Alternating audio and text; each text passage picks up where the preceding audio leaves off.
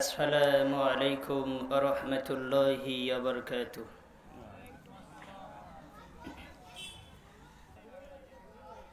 أعوذ بالله من الشيطان الرجيم.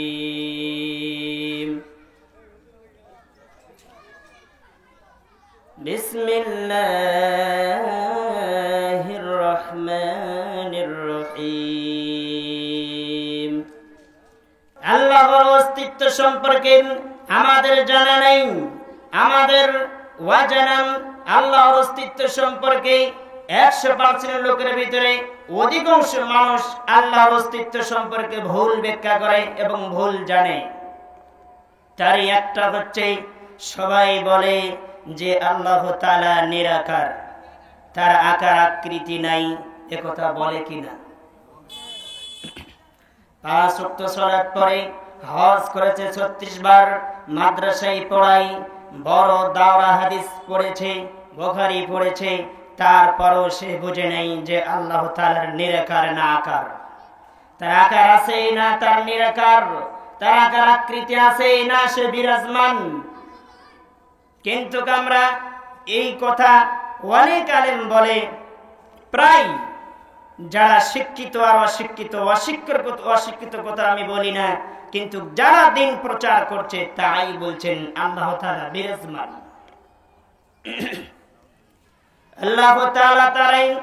আল্লাহ তাআলা তাদের সম্পর্কে দৃষ্টান্ত দিয়েছেন কঠিন ভাবে। তাহলে দেখেন আল্লাহ তাআলার আকার আছেন, আল্লাহ তাআলা দেখেন, আল্লাহ তাআলা শোনেন, আল্লাহ তাআলার পা রয়েছেন, আল্লাহ তাআলার চোখ রয়েছেন, আল্লাহ তাআলার চেহারা রয়েছেন, আল্লাহ তাআলা কথা বলেন। তার অস্তিত্ব সম্পর্কে মানুষের জানা নাই, মানুষ জানার প্রয়োজন মনে করে না। তাহলে সংক্ষিপ্ত সময় আমরা শুনছি আল্লাহ তাআলার আকার আছে কিনা? আল্লাহ তাআলা নিরাকার না, তিনি বিরাজমান। আল্লাহ তাআলা বিরাজমান নয়, বিরাজমান বোঝাবো, আকার আকৃতি ইনশাআল্লাহ বোঝানোর চেষ্টা করব সংক্ষিপ্ত সময়ে দলিল সহকারে।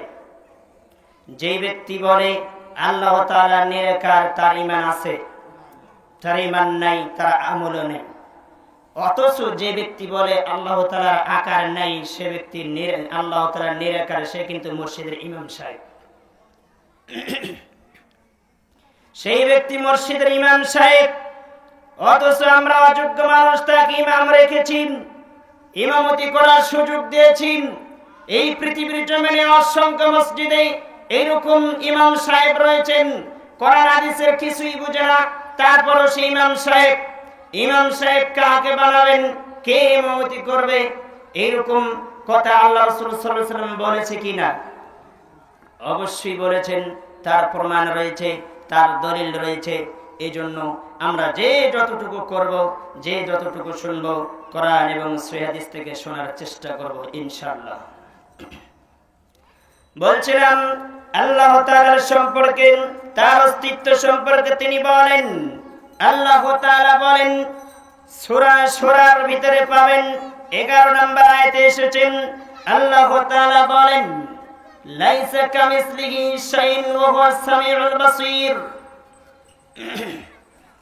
এই আয়াতের ব্যাখ্যা আপনারা যে করবেন বাসায়, সূরাতুশ শূরা 11 নম্বর আয়াতে আল্লাহ তাআলা বলছেন লাইসা কামিসলিহি শাইউন ওয়া হুয়াস সামিউল বাসীর। আল্লাহ তাআলার সাথে কোনো সাদৃশ্য তুলনীয় নয়। আল্লাহ তাআলার সাদৃশ্যের সাথে কারো সাদৃশ্য তোমরা মিশ্রিত করো না, একত্রিত করো না। তিনি হচ্ছে তেনার মতো, তার সাথে কোনো কিছু তুলনীয় নয়, তার সাথে কোনো কিছু সাদৃশ্য করো না, একত্রিত করো না, জড়িত করো না, গচ্ছিত করো না। তিনি হচ্ছে সেই মহান, তিনি হচ্ছে শ্রোতা, তিনি হচ্ছে সর্বদ্রষ্টা, সামিউন বাসীরা, তিনি শোনেন, তিনি দেখেন। এই দেখেন, এই আয়াতের প্রমাণ হচ্ছে আল্লাহ তাআলার কান রয়েছে। কান যদি না থাকে তাহলে কি আল্লাহ শুনতে পারেন? আল্লাহ তাআলার কান রয়েছে। আল্লাহ তাআলার চোখ যদি না থাকে তাহলে কি তিনি দেখতে পারেন? তাহলে প্রমাণিত হয় এই আয়াত দ্বারা আল্লাহ তাআলার চোখ রয়েছে, আল্লাহ তাআলার কান রয়েছে। তবে তার কান, তার চোখ তার মতো, যেমন চোখ হলে তাকে সাজবে, যেমন চোখ হলে তাকে মানাবে, যেমন চোখ হলে আল্লাহ বলে তিনি গ্রহণীয় হবে তেমন চোখ। তবে তার চোখের সাথে তার কানের সাথে মানুষের কানের সৃষ্টির কোনো কারের তুলনা হবে না, অসম্ভব। এই বিষয়ে আল্লাহ তাআলা আরো বলছেন, সাবধান করেছেন পৃথিবীর মানুষকে। সূরা নাহল খোলেন ৭৪ নম্বর আয়াত, আল্লাহ তাআলা বলেন ফালা তাদরিবু লিল্লাহিল আমসাল। আল্লাহ তাআলা বলেন সুতরাং তোমরা আল্লাহর কোন সাদৃশ্য সম্পর্কে বর্ণনা করো না।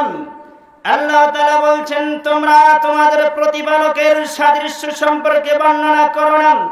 তাহলে কিছু মানুষ আল্লাহর সৃষ্টি নিয়ে গবেষণা না করে কিছু মানুষ আল্লাহকে নিয়ে গবেষণা করে কিনা? কিছু মানুষ বলে আল্লাহ কই থেকে আসলেন, কেমন করে সৃষ্টি হলেন, তার জন্ম কেমন করে হলেন।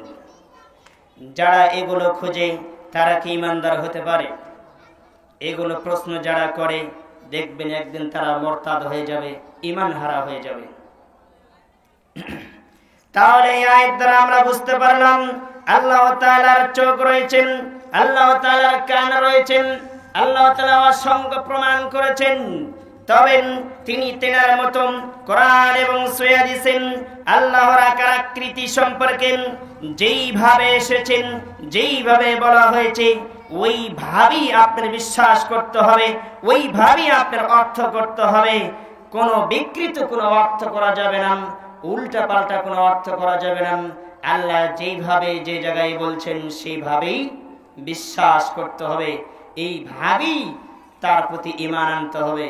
কিন্তু আমরা তার উল্টা অর্থ করি। কেমন অর্থ করি?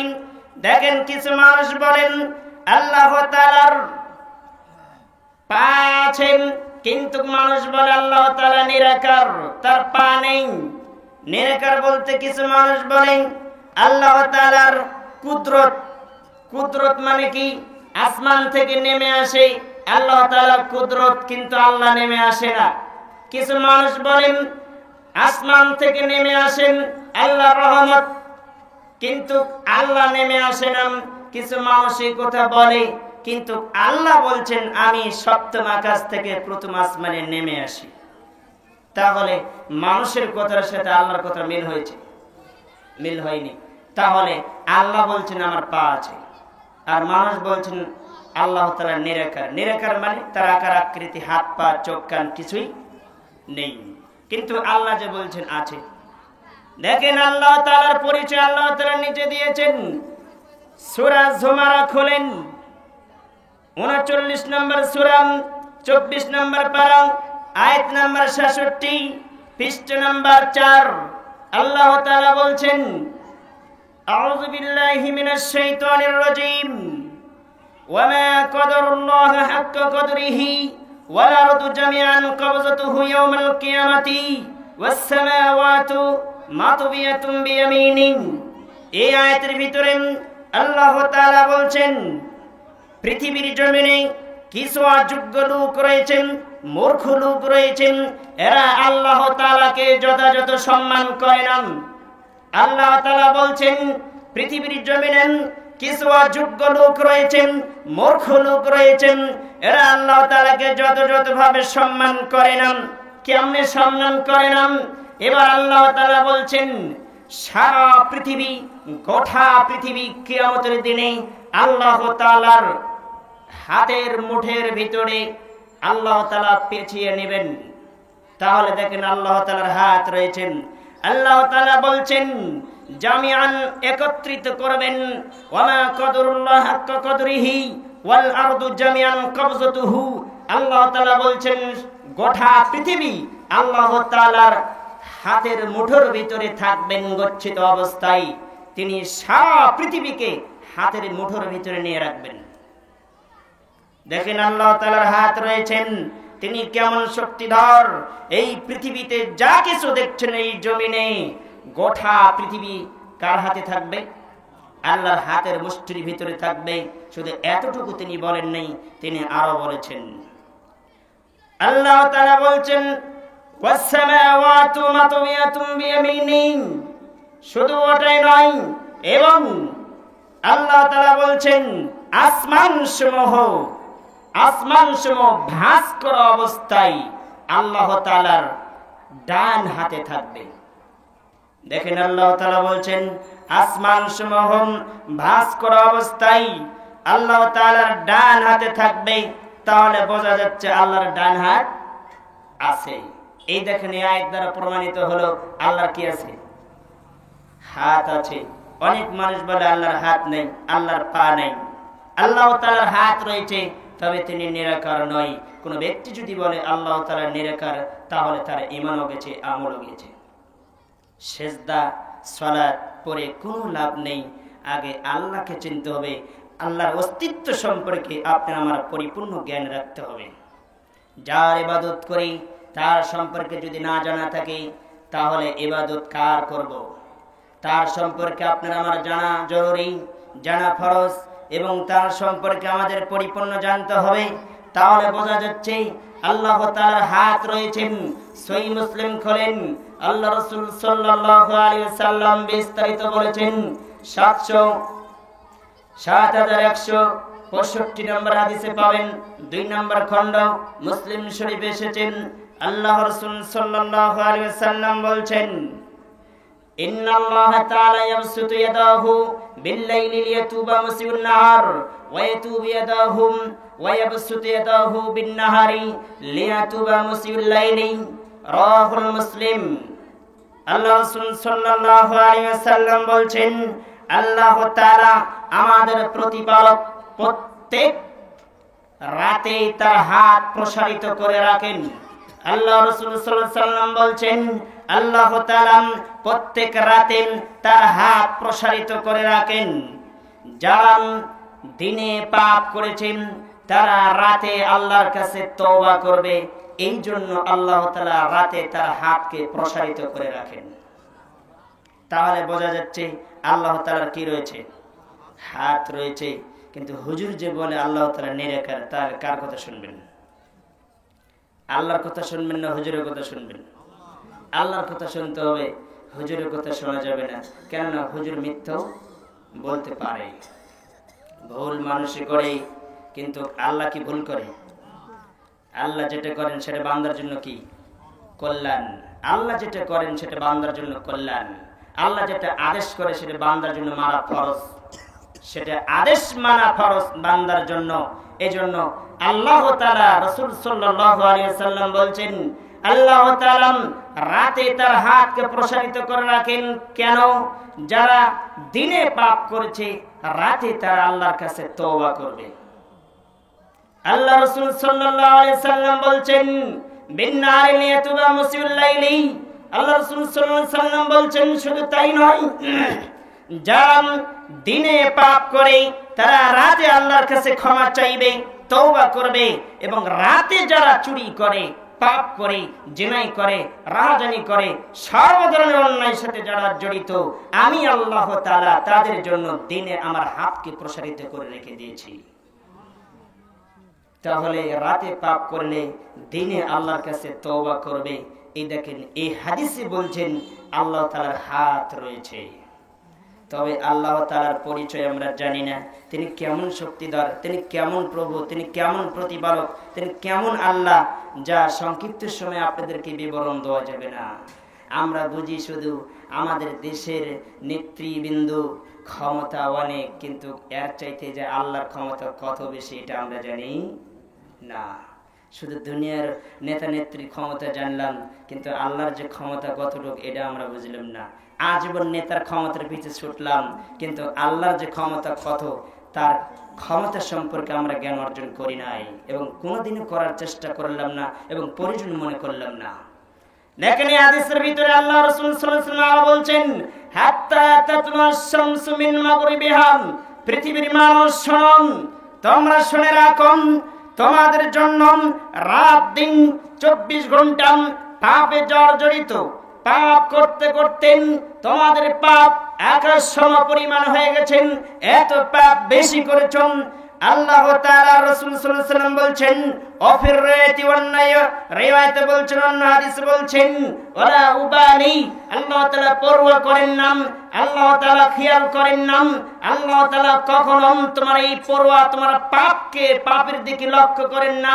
তোমার পাপ কত হয়েছে আদম সন্তানের ছেলেমেয়েরা, তোমাদের পাপ এত বেশি হয়েছে, হতে হতে হতে আসমান পরিপূর্ণ হয়ে গেছেন, কিন্তু আল্লাহ তাআলা রাসূল সাল্লাল্লাহু আলাইহি ওয়াসাল্লাম বলছেন, শুনে রাখো, হাত্তা তাতলু আশ-শামসু মিন মাগরিবিহা, আল্লাহ তাআলা তোমাদের জন্য ক্ষমার জারি রেখেছেন যতদিন পর্যন্ত সূর্য পশ্চিম দিক থেকে উদিত না হবে, ততদিন পর্যন্ত তোমাদের জন্য তওবার দরজা খোলা।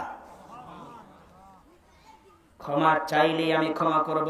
পাপ কত হয়েছে আমি এটা দেখি না, পাপ কতটুকু তোমার হয়েছে, তুমি কত মানুষ হত্যা করেছো, অন্যায় করেছো, কত জায়গায় তুমি চুরি করেছো, এটা আমি পরোয়া করি না। যখন তুমি বলবে আল্লাহ আমার ভুল হয়েছে, আমি তোমার নিকটে ফিরে যেতে চাই, আমি তোমার কাছে একনিষ্ঠভাবে খুলুসের সাথে তওবা করছি, আমি আর চুরি করব না, আমি আর পাপ করব না, আমি আর গুনাহ করব না, আমি তোমাকে ওয়াদা দিলাম। আল্লাহ রাসূল সাল্লাল্লাহু আলাইহি ওয়াসাল্লাম বলছেন, আল্লাহ তাআলা বলছেন যে ফাগাফারতু লাকা, আমি তোমাকে maaf করে দিলাম। তাহলে দেখেন, আল্লাহ তাআলার হাত রয়েছে, তবে তিনি, তার হাত তার মতো, মানুষের হাতের মতো কি তার হাত? তাহলে স্রষ্টা আর সৃষ্টি এক হয়ে গেল। এই দেশের কিছু হালকায় পাঠিয়েছে বলছি না আমি, সেও কিন্তু আমার দিনী ভাই। আমি চাচ্ছি, আল্লাহ বলছেন, ওয়াতাসিমু বিহাবলিল্লাহি জামিআ ওয়া লা তাফাররাকু, আমাদের সবচেয়ে বড় দরকার, জরুরি, সেটা হচ্ছে ঐক্যবদ্ধ হওয়া। আমাদের সবচেয়ে বড় দরকার এখন হচ্ছে, মুসলমান সবচেয়ে মার খাইতেছে একটাই কারণ, মুসলমানের ভিতরে মুসলমানের দলাদলি, দলে দলে বিভক্ত, কেউ কার দেখতে পারে না। একজন যে যে দল করে সেই দলকে সে সাপোর্ট করে, অন্য দলকে সে ঘৃণা করে। সবচেয়ে বড় দুঃখজনক যে একজন বেরিখুর, দুই বেরিখুর এক জায়গায় হলে যদি একজন বেরি না গায়, এক বেরি টানতেছে, টানতে টানতে অর্ধেক শেষ হয়ে গেছে, আর অর্ধেক বাকি আছে, আরেক বেরিখুর তার পাশে বসে আছে, তাকে ওই অর্ধেক খেয়ে আর অর্ধেক তার হাতে দিল, সে কিন্তু ওই বেরির আপনার পিছনের অংশ, শেষের অংশ কিন্তু পানি দিয়ে ধোয় নাই, ধুয়েছে কি? পরিষ্কার করেছে। ও বেরিখুর যেখান থেকে টান দিয়েছে, ওখানে মুখ লাগে টান দিয়েছে। দেখেন, একজন বেরিখুরের ভিতরে যে মহব্বত আছে, আপনি আমি 5 ওয়াক্ত সালাত পড়ি, কিন্তু আপনি আমার ভিতরে সেই মহব্বত নেই। কেন সেই মহব্বত নেই? একজন পা লাগাই, আরেকজন পা লাগাই না, একজন জোরে আমিন বলে, আরেকজন জোরে আমিন বলে না, একজন নাভির নিচে হাত বাঁধে, আরেকজন বুকের উপর হাত বেঁধেছে, কি হয়েছে? সে তো আমার মুসলিম ভাই।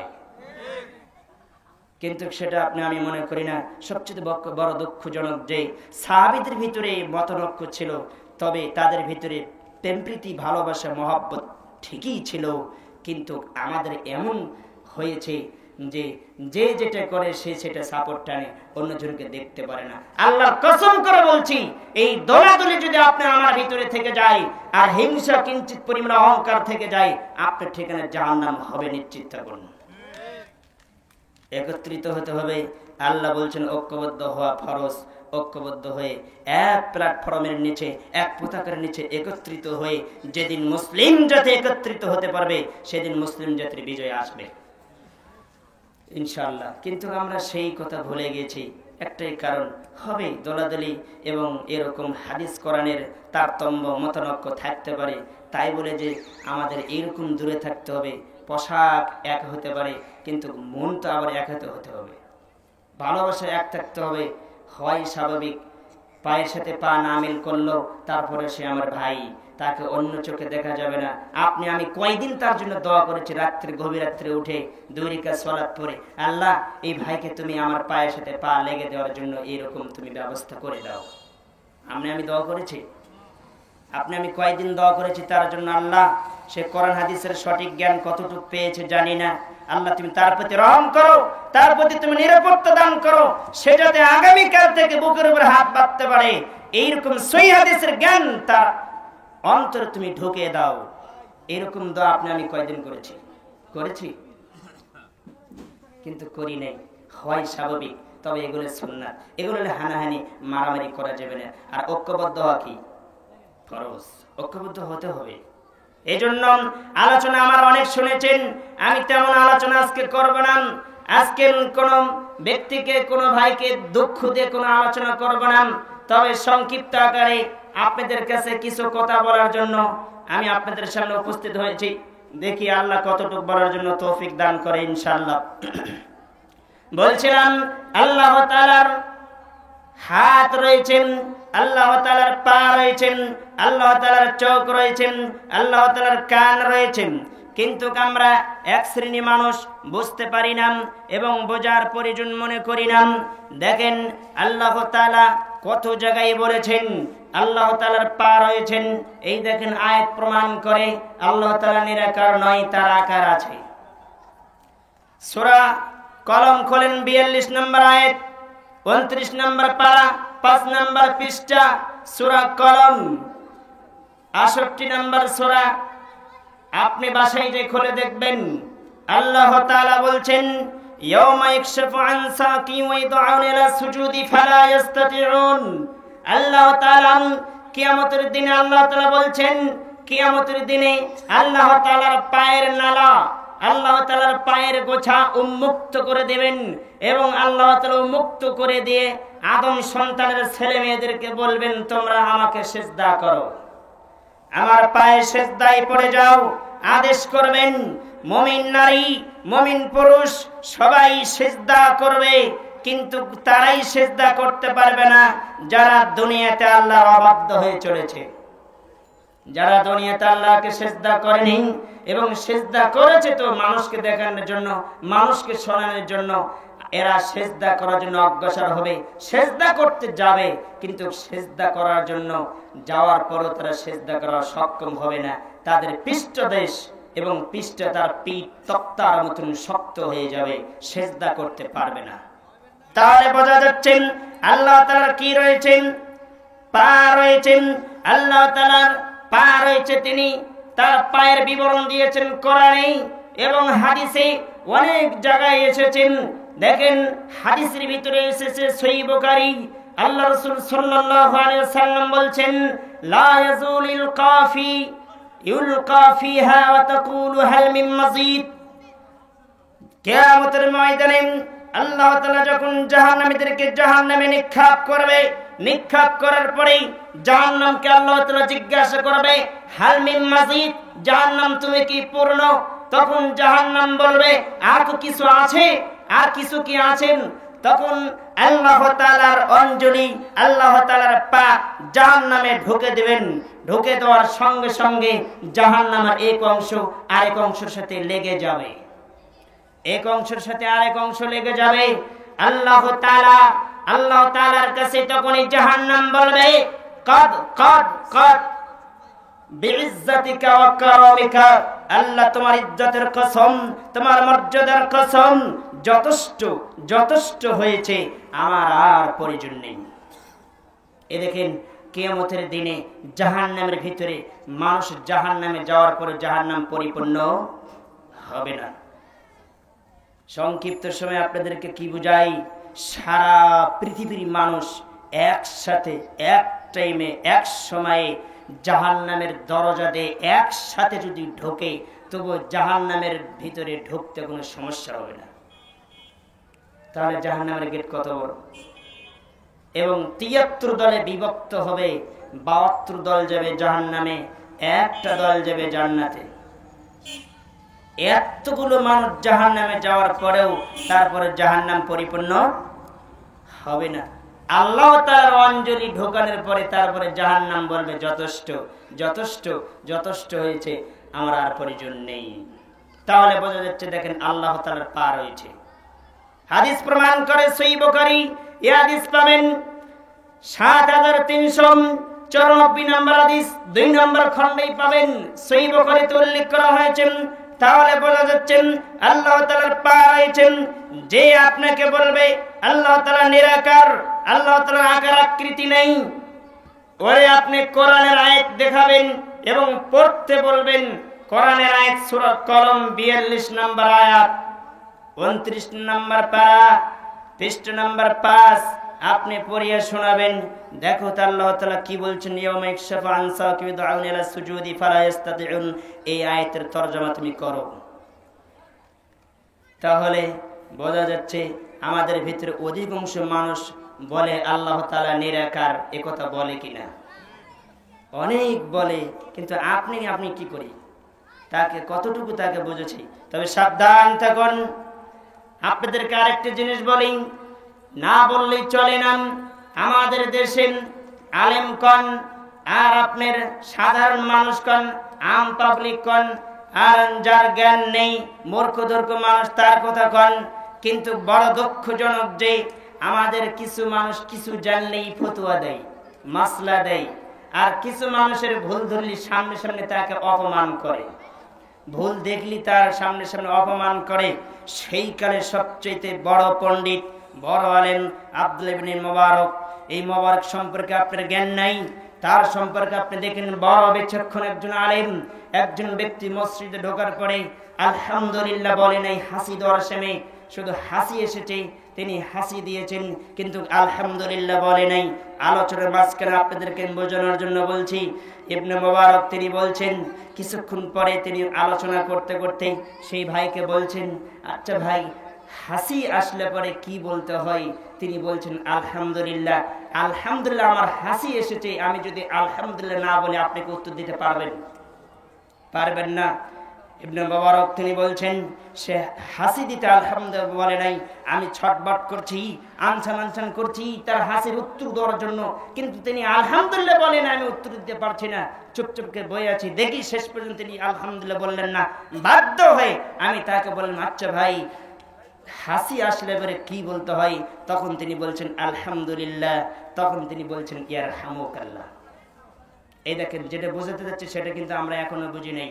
কিন্তু আব্দুল্লাহ ইবনে মুবারক তিনি বললেন না যে আপনি জানেন না, আপনি 5 ওয়াক্ত সালাত পড়েন, আপনি এত কিছু করেন, হাসি দিতে কি বলতে হয় এটা আপনি জানেন না। আপনার আমার কিন্তু এটাই কথা, এটাই বলতাম। কিন্তু তিনি বলছেন না, আমি ওইভাবে বলি নাই, আমি বলছি ভাই হাসি আসলে কি বলতে হয়। তখন তিনি বলছেন আলহামদুলিল্লাহ। এই ফাঁকে এই সুযোগে আমি উত্তর দিলাম ইয়ারহামুকাল্লাহ। দেখছেন তাদের ভুল ধরা কেমন পদ্ধতি। আর আলে দেখে গুপ্ত অবস্থায় গোপন জায়গায় নাকি আপনি কানে কানে বলেন, ভাই আপনার এটা আছে, এটা আপনি একটু এটা এইভাবে হবে। তবে সবার সামনে বলে তাকে অপমান করা উচিত নয়। আল্লাহ রাসূল সাল্লাল্লাহু আলাইহি সাল্লামের পদ্ধতি ছিল, নিয়ম ছিল, সাহাবাদের ভিতরে যদি ভুল ত্রুটি দেখতেন তাহলে তিনি বলতেন এইভাবে, আমাদের ভিতরে এই ভুল আছেন, আমাদের এই সমস্যা আছেন, আমরা পরিবর্তন হয়ে যাই। কিন্তু যার ভিতরে ভুল আছে সেই তো বুঝতে পারে আমার কি ভুল। যে সুদ খায় সে বুঝতে পারে আমি সুদ খাই। হুজুর যখন সুদের আলোচনা করে তখন সুদ আলার কাছে আপনি লেগে যায়, যা সুদ খায় তাকে কিন্তু লেগে যায় কিনা? তাহলে আপনার আমার বুঝে নিতে হবে। এইভাবে আপনি বলুন, কোন ব্যক্তিকে লক্ষ্য করে, কোন ব্যক্তিকে ছোট করে, কোন ব্যক্তিকে তুচ্ছ করে, অপমান করে কোন প্রশ্নের উত্তর এবং কোন ভুল আপনি ধরিয়ে দেন না। কোন কিছু যদি আপনার কোন ব্যক্তিকে শেখানোর উদ্দেশ্য থাকে তাহলে তাকে আড়ালে লেগে, গুপ্ত অবস্থায় লেগে, গোপন জায়গায় লেগে আপনি তাকে কিছু শেখান। এটাই হচ্ছে আল্লাহ রাসূল সাল্লাল্লাহু আলাইহি ওয়াসাল্লামের নীতি এবং পন্থা ছিল। তাহলে বলছিলাম আল্লাহ তাআলা রাসূল সাল্লাল্লাহু আলাইহি ওয়াসাল্লাম বলছেন আল্লাহ তাআলার পা রয়েছেন, আল্লাহ তাআলা বলছেন আমার পা রয়েছেন। যদি আল্লাহ তাআলার পা না থাকতো, আল্লাহর যদি পা না থাকতো তাহলে ওই হাদিসকে ফলো করুন। বুখারীর হাদিসে উল্লেখ করা হয়েছে, আল্লাহ রাসূল সাল্লাল্লাহু আলাইহি ওয়াসাল্লাম বলছেন, আবি হুরায়রা রাদিয়াল্লাহু তাআলা আন্না রাসূলুল্লাহ সাল্লাল্লাহু আলাইহি ওয়াসাল্লাম ক্বালা ইয়ানজিলু রাব্বুনা তাবারাকা ওয়া তাআলা কুল্লা লাইলাতিন ইলা সামাইদ দুনিয়া হিনা ইয়াবকা সুলুসুল লাইলিল আখির ইয়াকুলু মান ইয়াদউনি ফাআস্তাজিব লাহু মান ইয়াসআলুনি ফাআউতিয়াহু মান ইয়াসআলুনি ফাআগফির লাহু। রাওয়াহুল বুখারী মুসলিম শরীফের হাদিস এবং বুখারীতে উল্লেখ করা হয়েছে। এই হাদিস পাবেন 1145 নম্বর হাদিস। আল্লাহ রাসূল সাল্লাল্লাহু আলাইহি ওয়াসাল্লাম বলছেন, বুখারীর 1 নম্বর খণ্ডে পাবেন, আল্লাহ রাসূল সাল্লাল্লাহু আলাইহি ওয়াসাল্লাম বলছেন, আমাদের প্রতিপালক তাবারাক ওয়া তাআলা প্রত্যেক রাতে রাতের তৃতীয় অংশে, তার মানে শেষ অংশে দুই ভাগ যখন রাত অতিবাহিত হয়ে যায়, শেষ রাতে আল্লাহ তাআলা সপ্তম আকাশ থেকে প্রথম আসমানে আসেন। এই দেখেন আল্লাহ তাআলার পাঁচে এই হাদিস প্রমাণ করছেন। আল্লাহ তাআলা প্রত্যেক রাতের শেষ ভাগে, শেষ অংশে আল্লাহ তাআলা শেষ রাতের দুই ভাগ যখন পার হয়ে যায়, তৃতীয় ভাগ যখন চলে আসেন, তখন আল্লাহ তাআলা সপ্তম আকাশ থেকে প্রথম আসমানে নেমে আসেন। নেমে আসে বলেন আল্লাহ তাআলা, রাসূল সাল্লাল্লাহু আলাইহি ওয়াসাল্লাম বলছেন, কুল্লা লাইলাতিন ইলা সামাইদ দুনিয়া হিনা ইয়াবকা সুলুসুল লাইলিল আখির।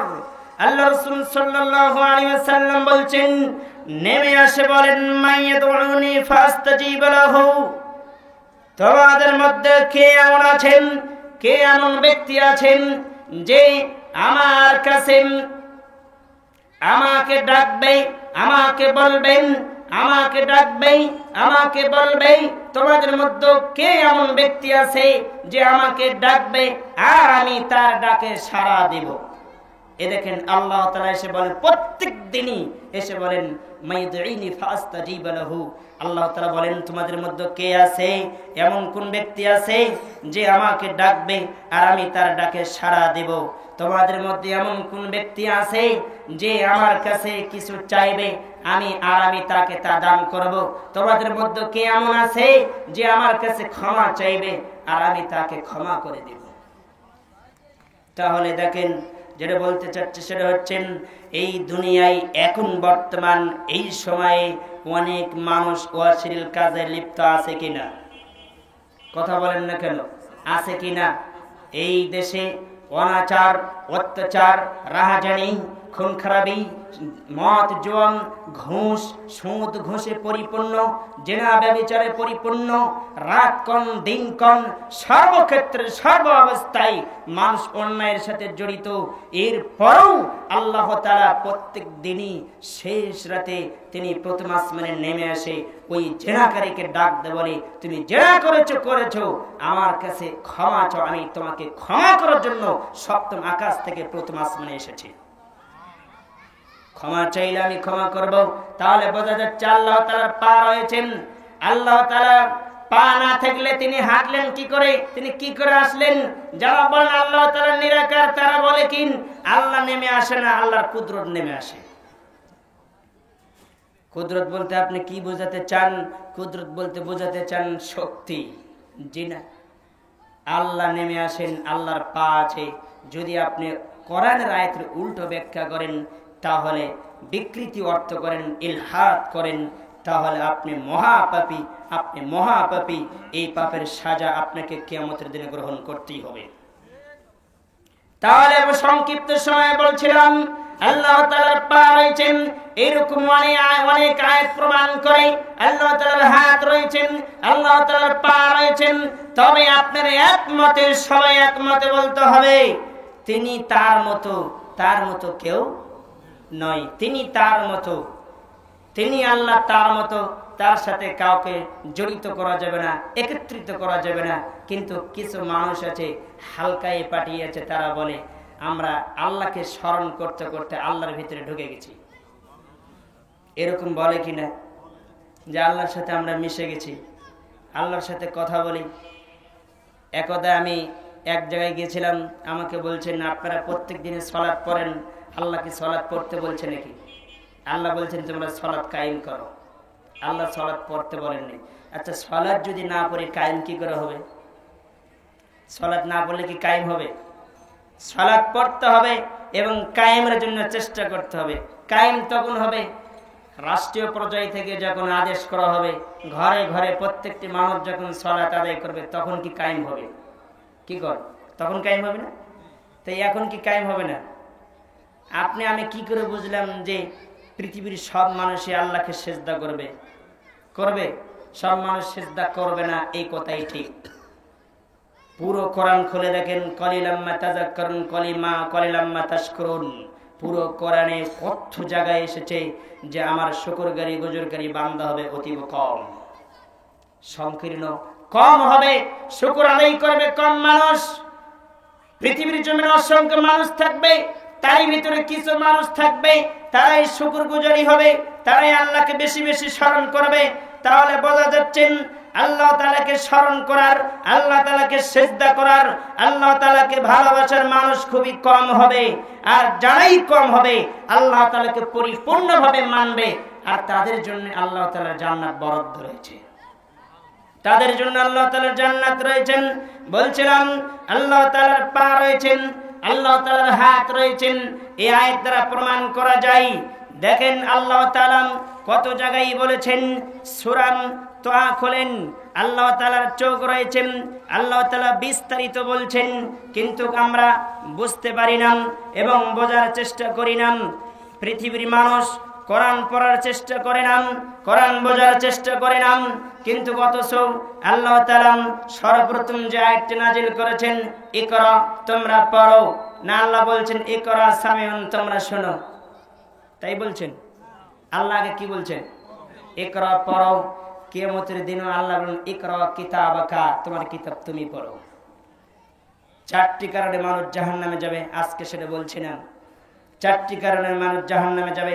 চারটি জিনিস যখন কিয়ামতের দিনে প্রমাণিত হবে, তখন আপনি নিজেই বলবেন আল্লাহ আমি নিজেই জাহান্নামী, আমাকে এখন জাহান্নামে তুমি দিয়ে দাও। আপনি নিজেই যখন মুখ থেকে বলবেন আমি জাহান্নামের অধিকারী, আমি জাহান্নামী মানুষ, জাহান্নামের হকদার আমি আছি, অতএব তুমি আমাকে জাহান্নামে দাও, আল্লাহ তাআলা কোনো মানুষের প্রতি কিয়ামতের দিনে জুলুম করবে না। কিন্তু আপনি আমি বোঝার চেষ্টা করি না। সব কিছু বুঝলাম, কিন্তু কোরআন হাদিস বুঝলাম না, কোরআন পড়াও বুঝলাম না। এই দুনিয়ার মানুষ হচ্ছে এটাই। দেখেন আল্লাহ তাআলা কত জায়গায় প্রমাণ করেছেন আল্লাহ তাআলার চোখ রয়েছেন, আল্লাহ তাআলার ভালোবাসা রয়েছেন। সূরা তোহা খোলেন, 39 নম্বর আয়াতে আল্লাহ তাআলা বলছেন, মুসা নবীকে লক্ষ্য করে বলছেন, ওয়ালকাইতু আলাইকা মাহাব্বাতাম মিন্নি ওয়ালিতুসনা আলা আইনি।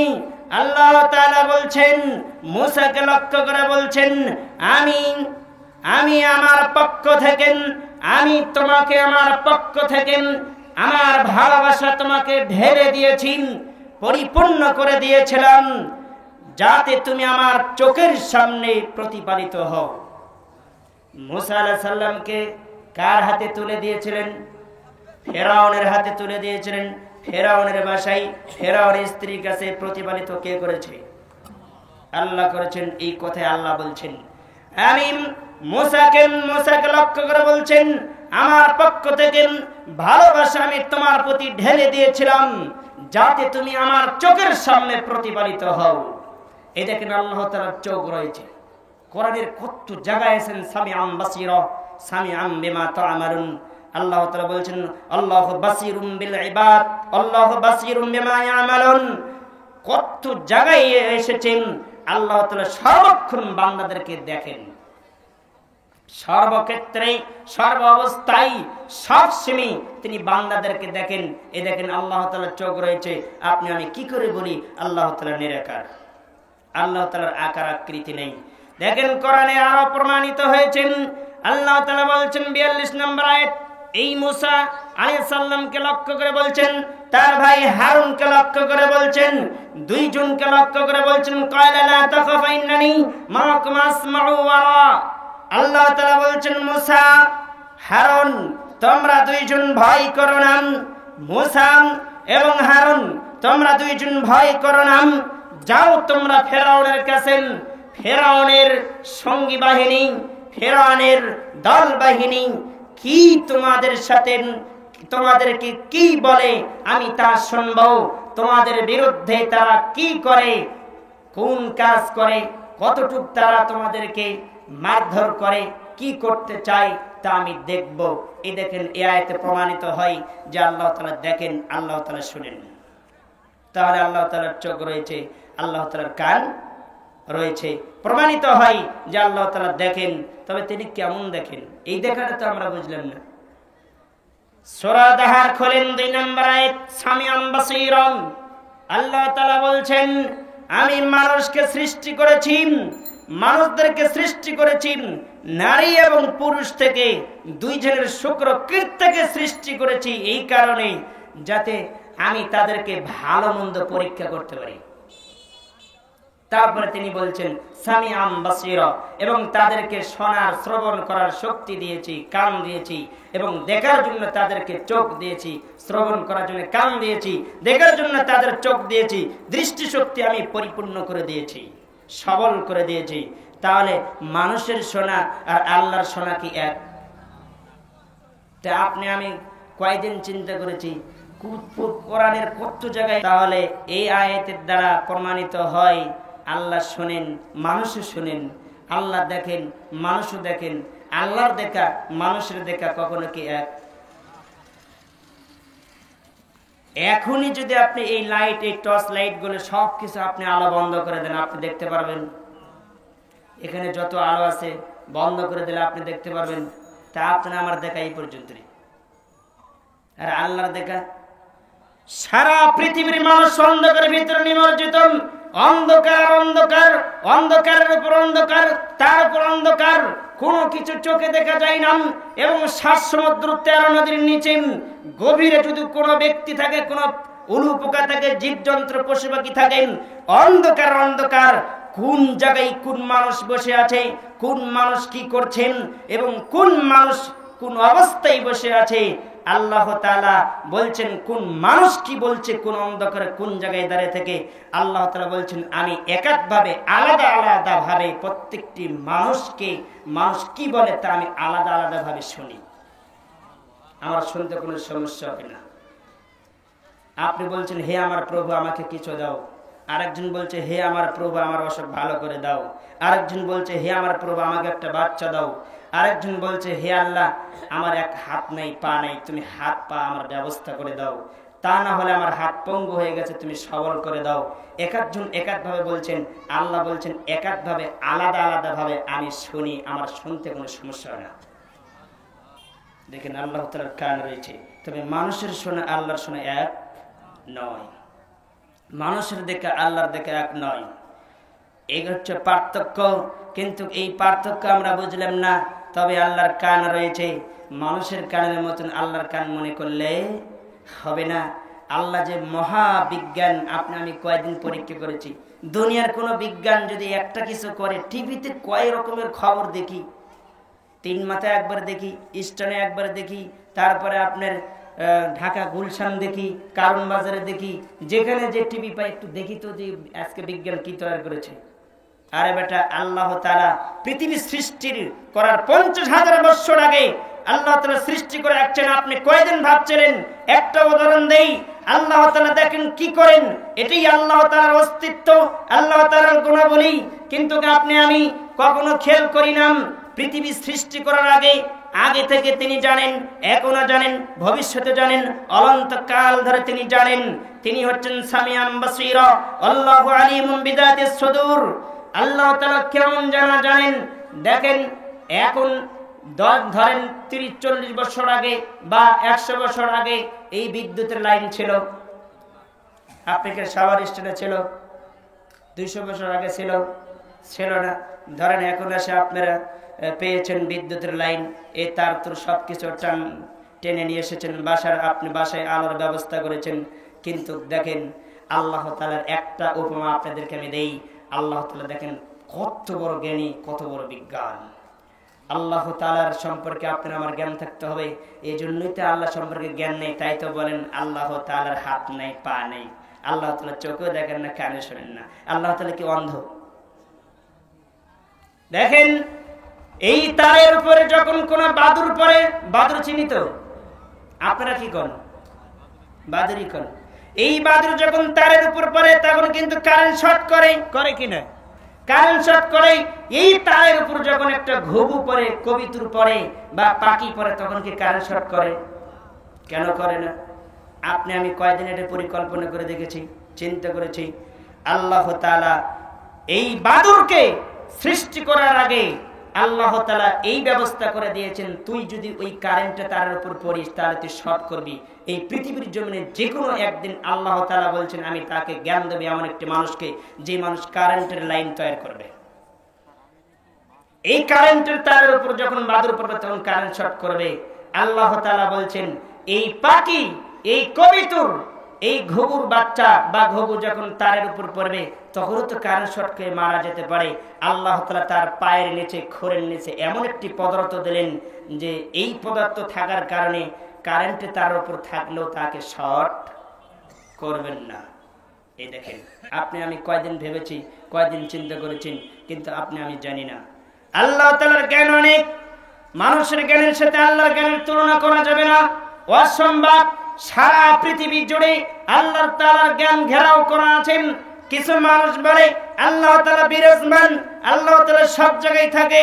আবার কিছু মানুষ বলে যত আল্লাহ তত কাল্লা, যত আল্লাহ তত কাল্লা।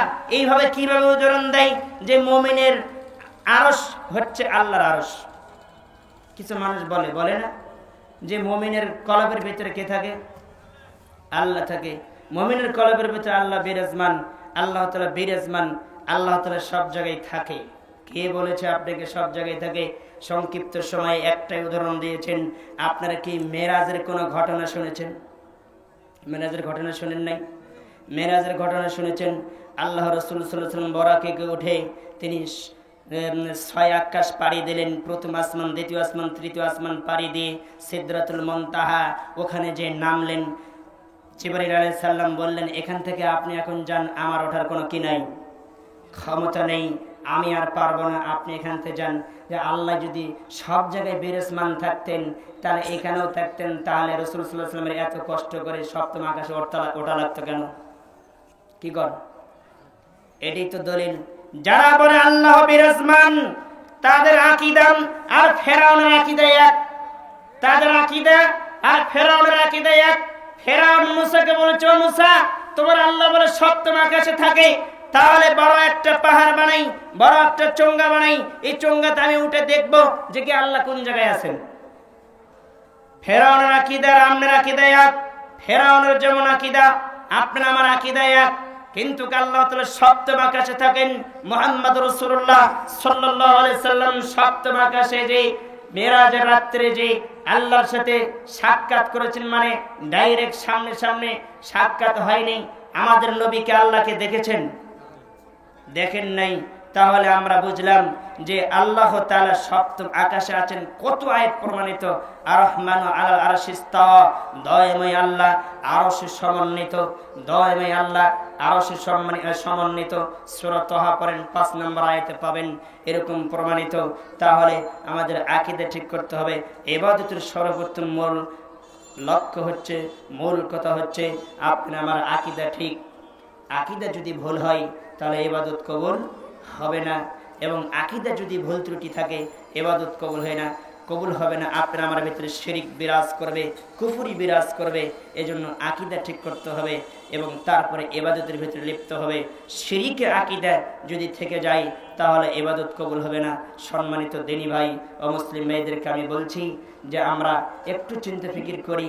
এরকম ওয়াজ মাহফিল আজীবন শুনছি, কিন্তু কখনো চিন্তা ফিকির করি না আসলে আল্লাহ কি বলছেন। আমি একটু নিজে পড়ি তো, আলেম ওলামা বলে দলিল দিয়ে, আমি একটু দেখি তো, তদন্ত করে, না পরে জিজ্ঞাসা করব, না বুঝলে জিজ্ঞাসা করব। কিন্তু যদি নিজে না পড়ি আর জীবন এইভাবে আলোচনা শুনে, এই যে এখন শুনছে 2 ঘন্টা পরে আপনি জিজ্ঞাসা করে আপনি বলতে পারবেন না। এই জন্য আপনি আমার করতে হবে। যেই হোক, আমরা যতটুকু আলোচনা শুনেছি, আল্লাহ তুমি বড় দয়াশীল, তুমি বড় ক্ষমাশীল, আমাদেরকে সঠিক জ্ঞান দান করো। আল্লাহুম্মা আমিন। আল্লাহ, আমরা যারা এখানে উপস্থিত হয়েছি, যতটুকু আলোচনা শুনেছি, আমাদেরকে তুমি ক্ষমা করে দাও, আমাদেরকে তুমি মাফ করে দাও। আমাদেরকে ধৈর্য সহকারে প্রধান বক্তা, দ্বিতীয় বক্তার আলোচনা সুন্দরভাবে ধৈর্যের সাথে আলোচনা শোনার জন্য তুমি তৌফিক দান করো। আল্লাহুম্মা আমিন। যারা উপস্থিত হয়েছি তাদেরকে 5 ওয়াক্ত সালাত জামাতের সাথে মরার আগ পর্যন্ত পড়ে ঈমান নিয়ে কবরে যাওয়ার মতন তুমি তৌফিক দান করো। আল্লাহুম্মা আমিন। এই বলে আমার সংক্ষিপ্ত আলোচনা শেষ করছি। সবাই পড়ি সুবহানাকা আল্লাহুম্মা ওয়া বিহামদিকা আশহাদু আল্লা ইলাহা ইল্লা আনতা আস্তাগফিরুকা ওয়া আতুবু ইলাইক। আসসালামু আলাইকুম ওয়া রাহমাতুল্লাহ।